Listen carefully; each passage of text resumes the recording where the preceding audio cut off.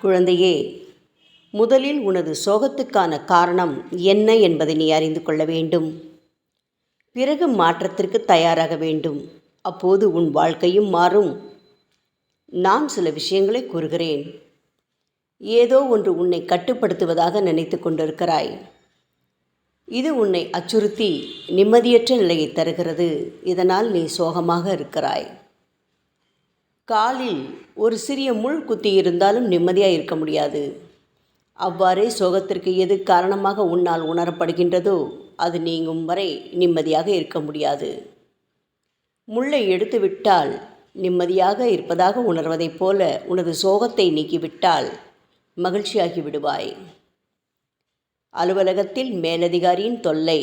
உடன் வேலை செய்பவர் தனது பதவியும் இடமும் உன்னால் சரிந்து விடுமோ என நினைத்து உனக்கு எதிராக வேலை செய்வது, உன்னை போட்டியாளராக எண்ணுவது, ஸ்திரமற்ற நிலைமை, வேண்டியவருக்கு உடல்நல பாதிப்பு, தேவையை நிறைவேற்ற முடியாத நிலை போன்றவை ஒருவருக்கு ஏற்படும்போது மன உளைச்சல் ஏற்பட்டு சோகமாக மாறலாம். படிப்புக்கேற்ற வேலையும் ஊதியமும் கிடைக்காத போதும், தகுதிக்கு கீழ் உள்ளவர்கள் நம்மை அதிகாரம் செய்யும் போதும் ஏற்படுகின்ற மன உளைச்சல் சோகம் தரும். என்ன செய்வது என்று தெரியாத நிலை, இதை செய்தால் நம்மால் சாதிக்க முடியுமா முடியாதோ என்ற குழப்பம், எதிர்காலம் பற்றிய பயம், தேவைகளை பூர்த்தி செய்ய முடியாத நிலை, கடனை அடைக்க முடியாத சூழல், சின்ன சின்ன பிரச்சனைகள், பிறகு கேலி கிண்டலுக்கு ஆளாதல், குடும்ப சிக்கல் போன்றவற்றாலும் சோகம் வருகிறது. நமக்கு பிடிக்காத ஒன்று, அசௌகரியமான ஒன்று வாழ்வில் நுழையும் போது சோகமாகி விடுகிறோம். குழந்தையே, மனிதன் எப்போதும் சுகமாக வாழ விரும்புகிறான், சோகமாக வாழ்வதை விரும்புவதில்லை. ஆனால் காலம் ஒருவனை சோகத்தின் பிடிக்குள் தள்ளிவிடுகிறது. இதனால் இரவு பகல் உண்டாவதைப் போல சோகமும் மகிழ்வும் மாறி மாறி வருகின்றன. எல்லோருமே சாக விரும்புவதில்லை. வாழ்வு நிலையானது அல்ல என்று நியதி இருந்தாலும் நாம் சாவதை விரும்புவதில்லை. இன்றொரு நாள் இருந்துவிட்டு சாகலாம் என மரணத்தை தள்ளிப்போட நினைக்கிறோம். அதாவது இது வரும் என்று தெரிந்தும் அதை அலட்சியப்படுத்துவதும் அதற்காக பயப்படுவதுமான இரண்டுமே உனது சோகத்திற்கு காரணமாகும். மகனே, அறியாமையால் வரும் சோகம்தான் உனக்கும் வந்திருக்கிறது. இதை புரிந்து கொள்ள மறுக்கிறாய். பேசும்போது எல்லா விஷயங்களையும் அறிந்தவர் என்பது போல பேசுகிறாய். அப்படி பிறரிடம் காட்டிக்கொள்வதில் முனைப்பு காட்டுகிறாய்.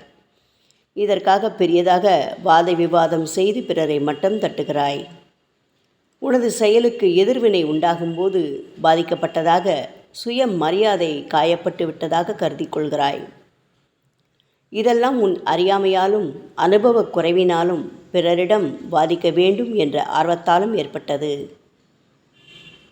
மகனே, உனக்கு ஒரு விஷயம் தெரியுமா? வாழ்வில் 3இல் ஒரு பங்கை ஆக்கிரமித்து இருப்பது சோகம் என்ற நிலை. அடுத்து அறியாமையால் அவதிப்படுகிறோம். நிலையாக வாழ்வதற்காக முயற்சி செய்து களைப்படைகிறோம். இவை வாழ்க்கை முழுவதையும் ஆக்கிரமிக்கிறது. நீ கயிறை பாம்பென்று நினைத்து பயப்படுகிறாய். இல்லாத ஒன்று உன்னை சோகமாக்குகிறது. உன் மனதை குழம்பிக் கொண்டிருப்பது உண்மையான பிரச்சனை அல்ல. எனவே குழப்பத்தை விட்டுவிட்டு தெளிவை தேடி அடைந்து கொள். இப்பொழுதுதான் முதல் பக்கத்தை கடந்திருக்கிறாய். இன்னும் பல பக்கங்கள் இருக்கின்றனவே, அவற்றை கடக்க வேண்டாமா? இதற்குள் சோர்ந்து விடாதே. நமது குடும்பத்தை சாகரம் என்பார்கள். சாகரம் என்றால் கடல். இந்த கடலில் இறங்கி சுகமாக நீச்சலடித்து போவதற்கு கூடுதல் திறமையும் இத்தனை வருடங்களுக்கு தாக்குப்பிடிப்பேன் என்ற வைராகியமும் இருக்க வேண்டும்.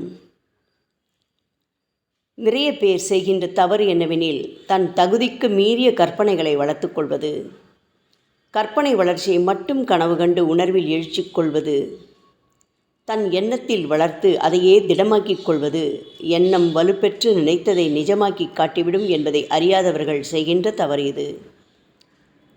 முன்னேறி இருக்கின்ற தன்னை சுற்றியவர்களை பார்த்து தன்னாலும் இப்படியாக முடியும் என நினைத்து தேவையற்ற விஷயங்களை தலையிட்டு அனைத்தையும் இழந்து கடைசியில் விட்ட இடத்தில் வந்து விடுவது என்பது இக்கால இளைஞர்களிடத்தில் உள்ளது.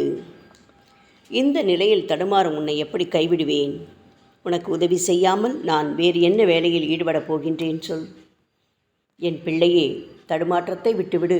இப்போது உனக்கு சில உபாயங்களை சொல்லிக் கொடுக்கிறேன். அதை பின்பற்றி வா. உனது வாழ்க்கை விரிவடையும்.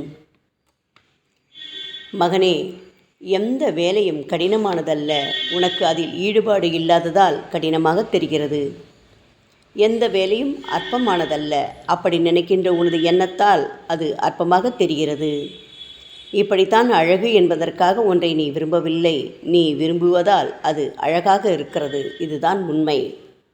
முதலில் சோம்பலை நீக்கிவிடு. சோம்பலால் தான் கனவுகள் தோன்றுகின்றன, செயல்கள் முடங்கி விடுகின்றன. தயங்குபவர்களுக்கு உலகம் கதவை அடைத்து விடுகிறது. முயற்சியை தடுக்கும் தயக்கத்தை தன் வசத்தில் வைத்திருப்பவர்கள் கடைசி வரை தனது லட்சியத்தை அடைவதில்லை. உடை நடை குறித்த விஷயங்கள், பேச்சு, பயம் போன்றவற்றில் ஏற்படும் குறைகளால் தாழ்வு மனப்பான்மை வளர விட்டுவிடாதே. தயக்கத்தையும் பயத்தையும் கூச்சத்தையும் முற்றிலுமாக விட்டுவிடு. அதன் பிறகு வாழ்க்கை சுலபமாக மாறும். பயப்படாதே. உனது சோகத்தை மாற்றி உன்னை திறமையான நபராக்கி விருப்பத்தை நிறைவேற்றுவேன். கவலை கொள்ளாதே. ஓம் சாய்ராம்.